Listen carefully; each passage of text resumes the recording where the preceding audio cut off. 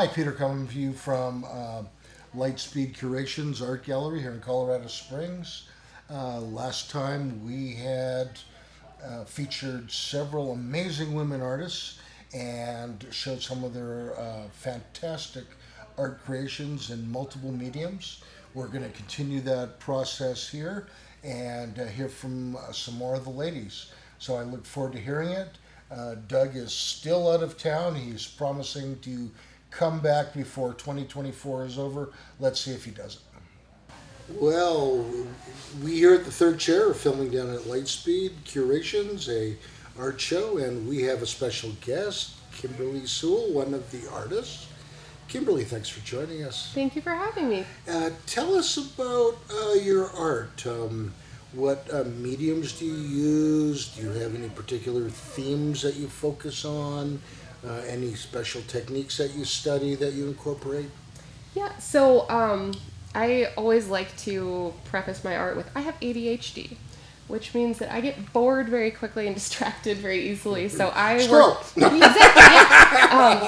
That's kind of how my art ends up. So I'll work on something for a little bit and then make a complete, turn in another direction, pick up a new medium. So like right now, for instance, all the pieces that I have in this show are relief prints, which is what I've mostly been focusing on. But at the same time, down in Pueblo, I have 2 needle felted paintings. I have some mixed media pieces in another gallery. So I kind of all over the place all the time. Nice. Relief prints. I am not entirely sure I understand what those words mean. Yes. So the short answer is they're really fancy stamps. Long answer is so when you think of printmaking, there's 2 types: relief, or and I always say this word wrong because I don't know Italian, intaglio or intaglio.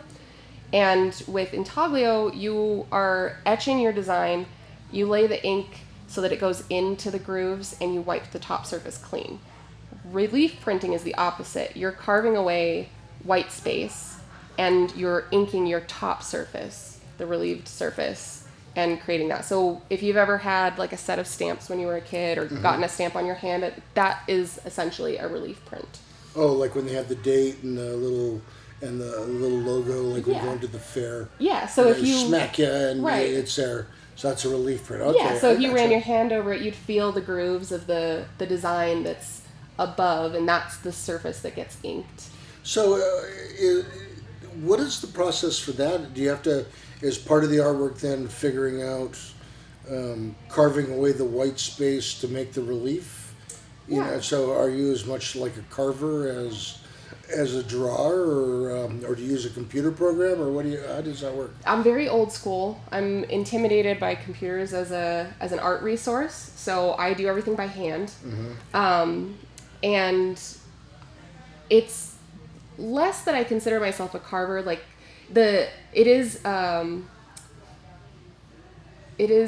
taking away art form, right? You're carving away anything you don't want to be there, similar to how like a sculptor might work. Right. But really, it's more a way of thinking than anything, because you have to think in different levels of working backwards, right? So when you're making your design, you have to come up with whatever your image is, and then what you're working on is taking away everything that isn't the image, basically, right? Do you do like drills or special exercises to like hone this activity? I don't, because I don't have a lot of disposable income, and so I'm very precious with my art supplies, and I probably should test more. You're not alone. Yeah. Yeah. One of my daughters did art in Pikes Peak, and I could not believe the price of supplies. It was flabbergasting. But I will say I've never regretted spending more on an art supply. Like if you have 2 seemingly comparable art supplies and one's a little bit more than the other, 9 times out of 10 that's a better product, especially when you're looking at like paints, inks, anything with pigment, because the price correlates directly to how much pigment versus how much binder is used. What kinds of things, you say you're all over the place with ideas and media. What do you use for inspiration? Do you have certain music, or do you read certain people or French poets, or what? How does inspiration for you work? Yeah, so my first art form that I really spent a lot of time with was drawing, and I really enjoy drawing sort of female figures. I like the softness and roundness of lines that you see in a lot of female like profiles and body shapes. So that's one thing that repeats a lot in my work is more feminine figures. I also draw a lot of inspiration from my cats. Your cats? Yeah. Oh man, a cat lady. Our cats would appreciate this. Yeah, Thank you. I'm a dog guy. Dogs are great. I love dogs. We've had lots of lovely dogs in our lives, but I am a bona fide crazy cat lady. I have, I think, 8 cats right now, plus a couple fosters. Wow. Yeah, we had a normal number, and then we started fostering, and it turns out we're not very good at that because we keep keeping them.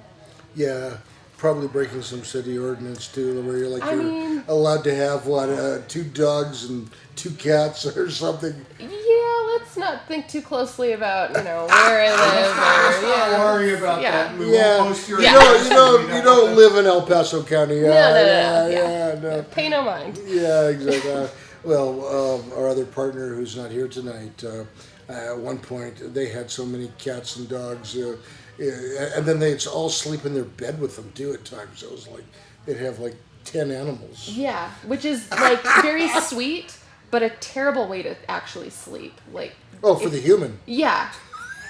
Yeah, because for the they take human. over everything. I had to start. Own it. Yes, I had to get a special pillow that fit the shape of my head because I have one that likes to sleep by my head, and I would wake up every morning like this and get migraines and neck pain and all sorts of things. What type of music do you like to listen to? I don't actively seek out new music.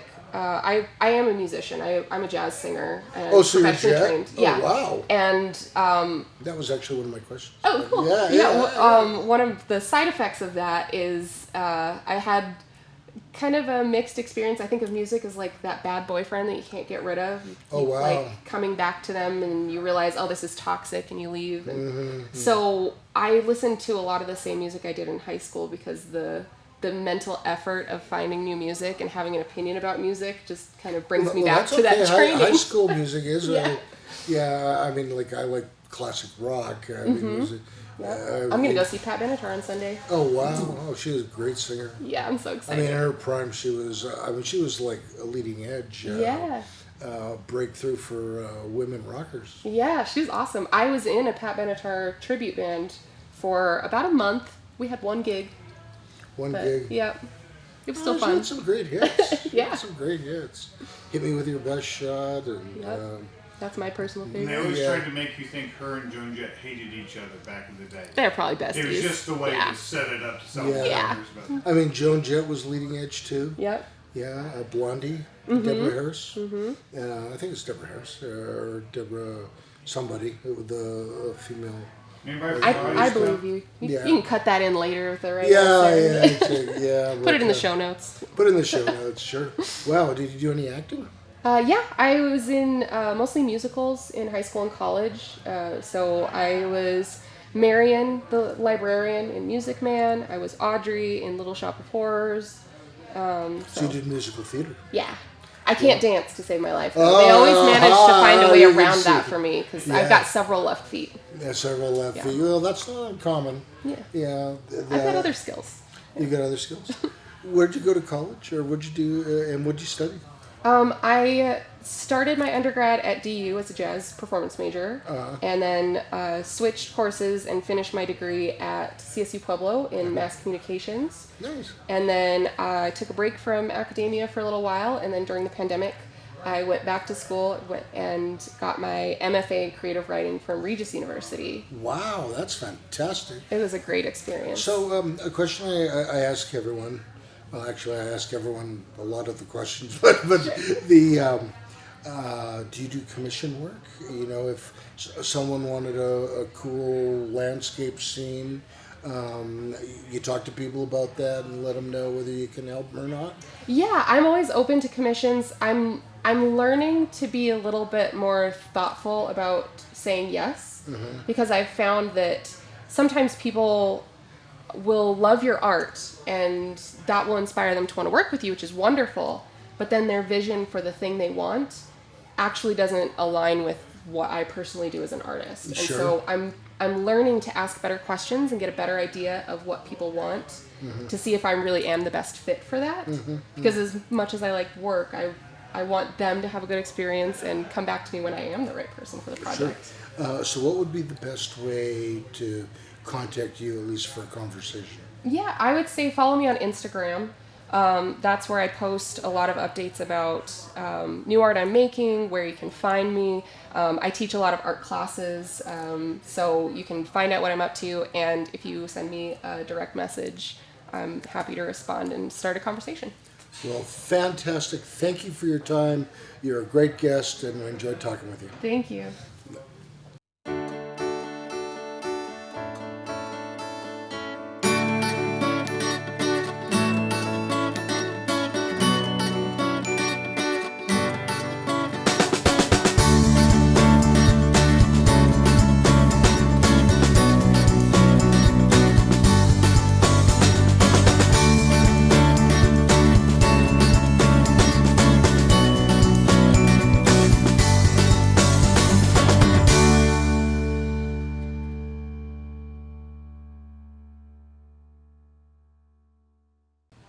This is Peter here, still at Light Speed Curations with Liza Tudor. She's an artist. Tell us about your work as an artist. What is your genre? What is your mediums? Wonderful. What do you do?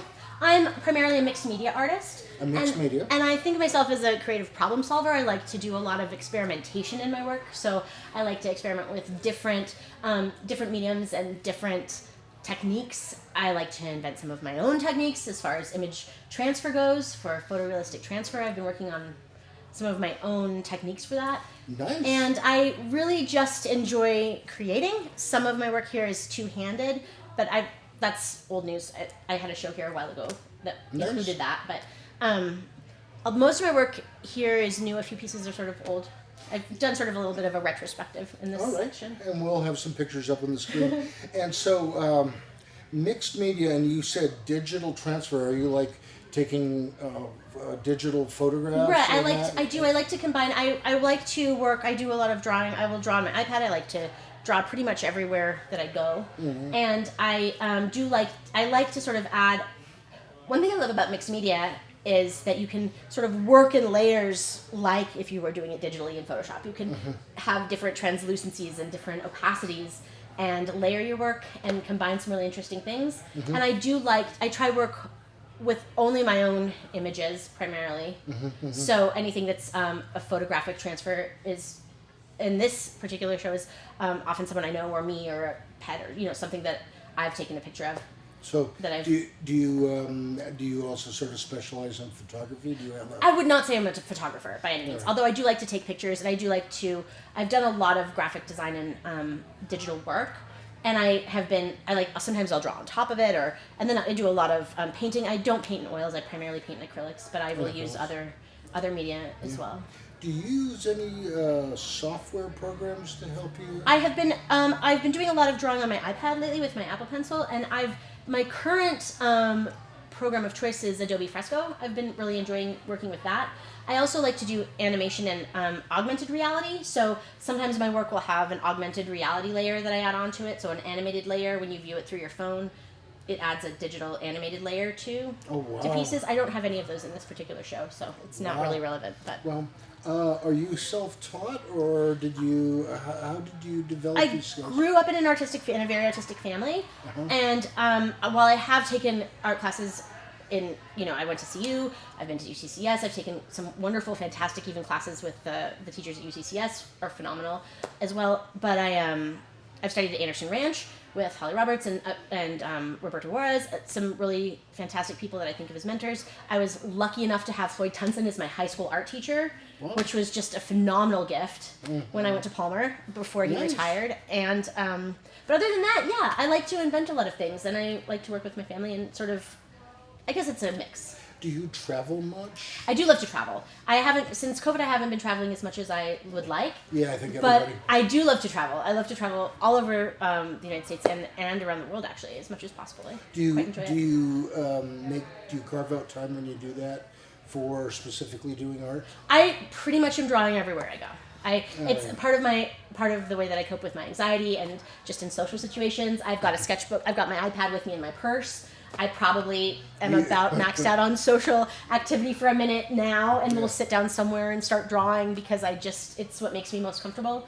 Yeah, I'm a creator. Yeah. It's not just it's not how I set out. I didn't set out to be an artist professionally. I was just always assumed that I'd be someone who was, I don't know, made money, I guess. No, I'm still make money too. They absolutely can. I often tend to joke about how people ask what it's like being an artist, and I'll say that I'm broke and I don't know what day of the week it is something that comes up regularly. But really, it just is something that I've grown into. Just, it's part of my existence. Have you ever had the equivalent of writer's block? Absolutely. And how do you deal with it? How do you get out of it? What's your approach? Absolutely. It's funny because I also like to write, but I've definitely had writer's block before in much more Same serious idea. ways. Yeah. I have a lot of things. Some of the things that I've learned from my dad, like drawing exercises and things to just be doing and making. I'll do some 200 drawing things to just sort of spark my mind and my brain and creativity. I almost always stumble back into it pretty quickly. I've been blessed enough to not have a super stuck time when I was wanting to be creating and not.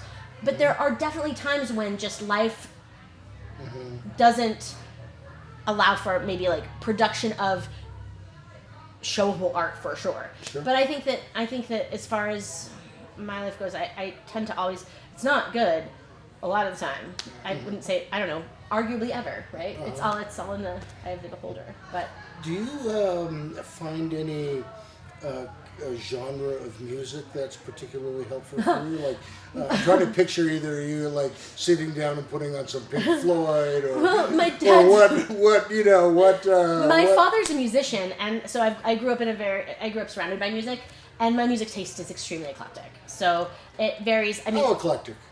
Oh my gosh! Give me an example. It's funny. Every time I'm horrible at trivia in the sense when someone puts me on the spot. Like you ask me to name an artist, a musician, and I'm like I can't even think of a single one at the moment. But let's see. I'm not trying to put you on the spot. I'm just curious. Eclectic wise, so I just last weekend I went to see the Incubus concert in Colorado Springs, and this next weekend I'm planning on going to see Run the Jewels and Wu-Tang up in Denver. So it's. And then I also love, my dad's a jazz musician in a lot of ways. He has a one-man band he plays. A lot of, original music is in my life. I really value, it's a very broad spectrum. Do you play an instrument yourself? No, somehow, I've tried. Did not get that gene. Yeah. Do you ever find that you think about, like, messages from the past? Was there ever people in your life that said, your art sucks, you're not going to make it as an artist? Did you ever have that sort of experience? Well, absolutely. I think that everyone gets. I know that there are times when people are not fans of my art. I think that's. There are times when I am not a fan of my art. I've been really blessed to have a very, very supportive family in the sense that I'm so surrounded by artists and people who see in me that I'm at my best when I'm creating things, and so that motivation is very helpful. I try to focus on that. I remember my dad, when he was driving me up to college, told me that he had a hard time accepting that he was just really believing in himself being a musician, because he always felt like there were so many more amazing musicians in this world that he could look up to and wanted, he could never achieve that kind of greatness. And I feel that same way about art. And artists in general. Even this show tonight, when I was dropping my stuff off, I liked what I brought in. Then you see it compared. There's so many beautiful things and so many talented women in the show. Well, yeah, it blows my mind. It's really lovely. And he told me though that the way that he thinks about it is that he was able to accept himself being an artist when he realized that he was thinking about, or musician, I'm sorry. He was able to identify as a musician fully when he realized he was making music or playing music every day. Thinking whether he was thinking about it, no one was forcing him to. It was either on his mind or coming out of him, and that was just part of his existence and who he was. And Sure. and that's, I think about that a lot You know, to keep me going. some of my children are artists, and it's really interesting as a parent, you know, because on the one part you want people to pursue what they love, but on the other hand you're thinking, how are you going to make a living doing this? Yeah, You know, right. why don't you become an accountant or something? You know, what advice would you give to young people that maybe feel the calling of being an artist, and what advice would you give to their parents? Well, there's always room in life for art. I know that not everyone is an artist. I've accepted that. I'm not one of the people that says, oh, everyone can be an artist. I couldn't be a nurse. There's so many professions that I would just have no desire to do. But if you are drawn to art and if you are an artist, it just kind of seeps out of you. So even if you have another career choice that you want to pursue, there's nothing wrong with that. There's so many different ways to be an artist and to express your art. And if you want to try to have that be your sole source of income, it's, you know, you got to get creative, but that's what artists do. Sure, yeah. We're resilient, you know. Well, you know, there's sort of a saying that people that aren't willing to take the 100% leap, you know, someone feels they're a writer but is afraid to pursue that full time, so they become a lawyer, where they're writing a lot, sort of doing it, but not 100% committed. I'm a big advocate of making sure that you, if you are an artist in any shape, size, or form, that you nurture that side of yourself. I think that it's really healthy, and it's okay if it doesn't always there. And it's, sorry, my phone just beeped. No worries. No. But, Don't worry about the ding. I thought I turned it off. But I think it's always worth. I don't recommend that anyone stifle any part of themselves, and I think that I would say that to parents in general too. That trying to suppress anything that's coming from your child in any way is is always going to backfire. So, do you do commissions? Yeah, and things absolutely. like that. So, if someone said, you know, I'd be interested in some sort of art piece, Absolutely. how do they get a hold of you? Absolutely. You can contact me on Instagram. My Instagram handle is LizaZilla, so at LIZAZILLA. Or you could contact me at Liza at the Tulia Method, TULIAMETHOD.com. The Tulia method. Is that some sort of... It is. I've been developing the transfer technique I've been working on. So it's still sort of in beta testing, but as a woman, I've learned that sometimes when you're developing a new technique or being creative, you will present it and people will want to know, well, where did it come from? Where did this come from? And you say it's yours. It's mine. And sometimes people are hesitant. So I was joking with a family friend, and I was saying I need a really good alias, a good pseudonym that I can just, you know, or something that just dominates me. I can just say, oh, this is the method. And my mom's best friend just said, oh, you should just be the Tulia Method. And I was like, oh, yeah, I like that. Yeah, I mean, one of the... So at any time anyone doubts me about something, I'll just be like, oh, it's the Tulia Method. And well, seems to Find fly. whoever else they think it is. Whatever. It's just it's a little it's sort of, I guess, a response to unfortunate societal constriction still, but I like it. So. Well, you know, there's an old saying that good artists borrow ideas and great artists steal them. Yeah, so, you know, I understand there being a little bit of skepticism. But, you know, one of the ways to really establish credibility as something that's your own is you produce a small ebook. Absolutely. That you've Absolutely. authored, and then you make that available. And Absolutely. You can print out copies and talk about the Tulia method. Here's a free, you know, proof that I'm an expert. Well, and it's something that particular is it's an acetate transfer, a clear inkjet acetate transfer that is photorealistic and transfers onto wood simply with water, not even any adhesive. And it's something I've put a lot of work into, like multiple years to sort of bring to fruition. And I am hopeful to be able to share that with artists soon. Good. You might even want to get a patent on that. Absolutely. That's what I'm looking into. So thank you so much for your time and your energy. Thank you. It was a pleasure to meet you. Pleasure to meet you too. Thank you.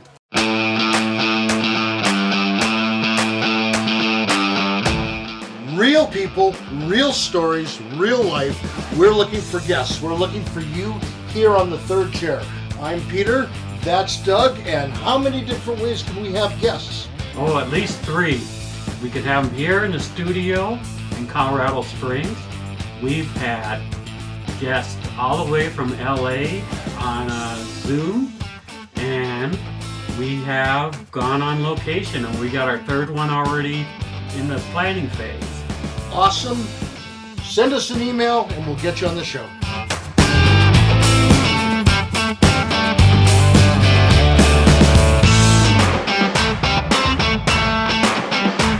Hi, Peter from the third chair and Light Speed Curations with Joe Carroll Saborowski, and I hope I didn't get that name too badly pronounced. This is about as close as I get. So. Very good. Very good. Thanks for being with us. Thank you. So, you're an artist. I am. Tell us about your work as an artist. What genre, medium, that sort of thing. What's your thing? I have a couple of things, but mostly I do abstract paintings in oil and cold wax. Oil and cold wax, like cold wax on the oil, or two separate mediums? Well, it comes in a can, and it looks like Crisco. Oh. And you put some on your palette, and you mix it about half and half with oil paint. Oh, I didn't know you could do that. Yeah, and then I don't use brushes necessarily. I mostly use squeegees. Squeegees. Silicone squeegees. Yeah. Do you have big squeegees and little squeegees? Yeah, I have one about like that size, and I've got one like that size. You know, okay, I can't help it, but now I'm thinking I need to start looking at the side of a building for some of your work. You know, so have you ever done like graffiti or big stuff like that outside? I have not gotten into stuff like that. No, I do pretty big canvases though. Pretty big canvases, cool. And you had mentioned that there's another thing you do besides the oil and wax? Yeah, I have a series that I call Chords. Chords. Chords, and that stands for quirky birds. Quirky birds. Yes. So is this like rare birds, rare looking birds? No, it's just kind of weird birds. Like I have one that's called Kinky Boots, and I painted it right after I saw the musical Kinky Boots in Denver, and it's a crow and it's wearing red high boots. Do you have a series of frames where the bird is dancing or anything like that? No, maybe that'll be my next project. How fascinating. It sounds like it could almost be made into like a card game. Yeah, we're gonna play Quirky Birds tonight. Yeah, great camping game. Yeah. My favorite one, I have about 20 of them. Well, not anymore, they kind of all sold, but at my last show. But I have one called Morning Dove, and it's a morning dove, and she's got a little fascinator hat on, and she's in a cemetery mourning. Yeah. Oh wow. Well, how'd you come up with those ideas? You mentioned one was after a musical or a show. Yeah. Do musicals or music in general inspire you? Is that one of the things that gets the creative energy up? Yeah, I do like musicals. I have a daughter who's very into it. We went to AMDA in New York City for that. So, yeah, that and I don't know. I mean, who knows how an artist's brain works? Yeah, for sure. Yeah, I guess if you could answer that, you'd get paid a lot of money. Do you pursue other forms of art, such as music? Do you play an instrument, or do pottery? Or yeah, I do make some jewelry. I raised a daughter who's a musician and another daughter who's a dancer. Nice. So I kind of lived through them in those ways. Yeah. Yeah. Do you find you ever when you're creating that you sort of hit the equivalent of like writer's block when you're working? And if you do, how do you get yourself out of that kind of moment?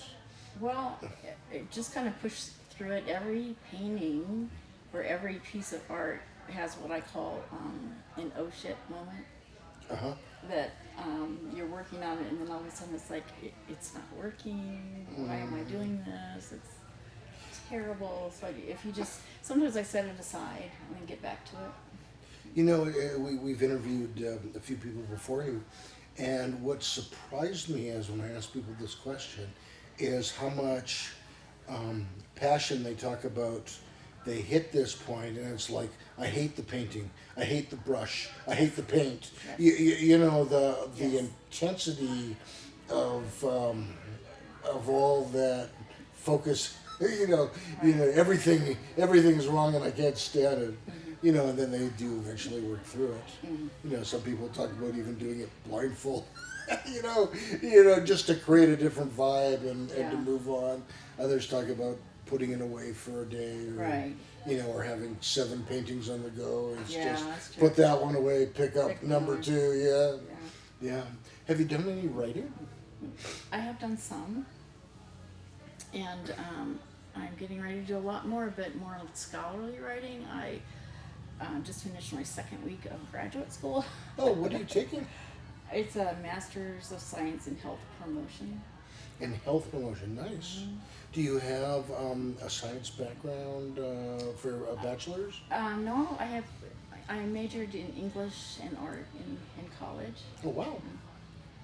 So that's going to be a little bit of different thinking. I mean, I'm a physician by training, and I've done Oh, you are? heavy. Okay. Don't hold that against me. But I've done heavy science my whole life. Uh-huh. You know, and it was challenging for me because 2 of my daughters are very good artists, and I was sort of raised and led to believe, you know, don't tell your kids to be an artist. You know, Right. be an accountant. You know, Right. you know, be a doctor or a dentist or a lawyer. Right. You know, kind of thinking. But I after raising them, I saw the error in my parenting, and now we have a great relationship, and they're both doing really well. Well, that's great. Yeah, but it's sometimes it's a hard step for a parent to take. Well, yeah, it is. You know, because we all hear the term starving artist, Right.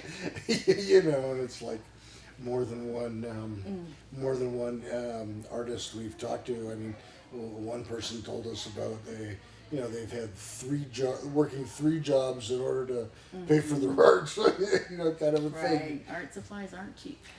I couldn't believe how expensive they Oh, were.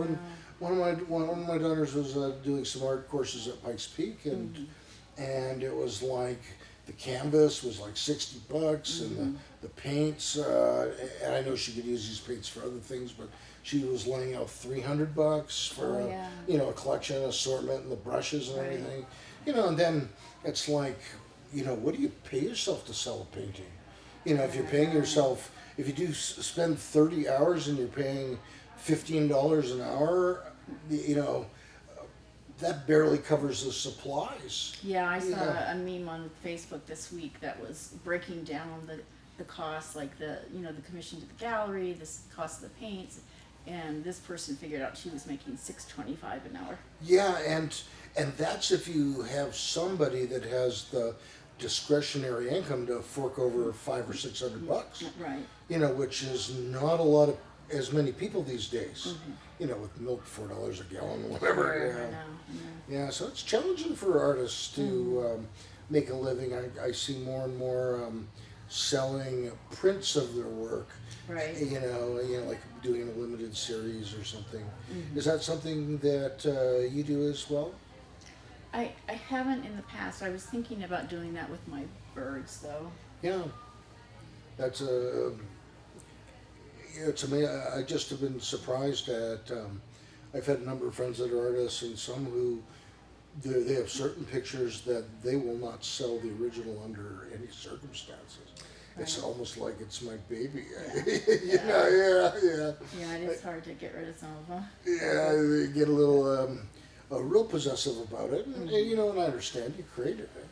Yeah. Yeah. What has been the biggest challenge for you as an artist?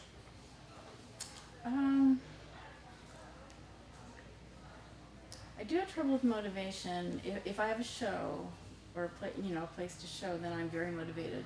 But otherwise, sometimes it's difficult, and a lot of my art isn't what I would call sellable because it's so personal. I basically use art as therapy. You know, you're not the first one tonight that's talked about Yeah. that. Yeah, and of course, as a field of study, art therapy is a very legitimate, Right. you know, very good for healing all kinds of trauma. Yeah, one of my pieces in the show here is it's a large abstract with an inset metal box that has a copy. I kind of copied Leonardo da Vinci's fetal studies. Oh. And I did a series of 3 of those because I've had 3 miscarriages, and I wanted to kind of honor those babies. So that's. I like that. That's what a great idea. Do you do commission work? I mean, if someone wanted you to do a bizarre bird or something, I do. you talk to them and find out what they want and that sort of thing. What would be the best way if someone, say, is watching the show and wanted to do that? What would be the best way for them to contact you? Probably my email. All right, and what is that? If you don't mind sharing it, we'll put it on the screen. Sure, it's Jo.Carol, CAROL, .FA, that stands for fine art, @gmail.com. Awesome. Thank you. You've been a wonderful guest. Oh, thank you. Did a great job, and yeah, guys, let's get some orders. Let's get some orders going for Joe Carroll. Thank you. Thank you.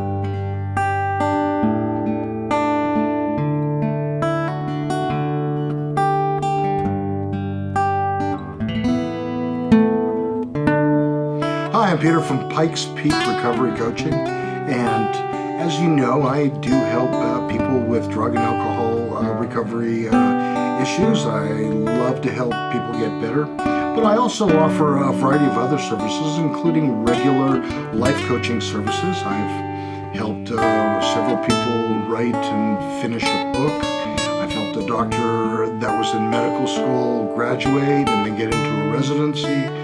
And I also actually have quite a background in mathematics, and I do some math tutoring for the GED as well as the ASVAB for those that are thinking about a career in the military. So my contact information is on the screen.